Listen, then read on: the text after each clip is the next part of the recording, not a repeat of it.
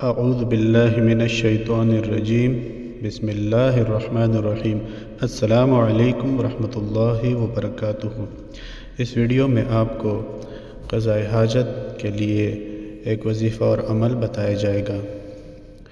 کوئی شخص اگر انتہائی تکلیف میں ہو، حاجت جائز ہو اور دنیاوی رکاوٹیں اس کے آڑے آ رہی ہوں اور حاجت پوری ہونے کی کوئی صورت نظر نہ آتی ہو، تو اسے چاہیے کہ بعد از نماز فجر اس میں مبارک یا سلاموں کو 1100 مرتبہ پڑھے۔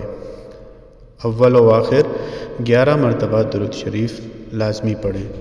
انشاءاللہ اللہ تعالیٰ کے فضل و کرم سے ابھی 11 دن بھی نہ گزریں گے کہ اس کی حاجت پوری ہونے کے آثار پیدا ہو جائیں گے، اور 11 دن کے بعد اس کی حاجت پوری ہو جائے گی انشاءاللہ العزیز۔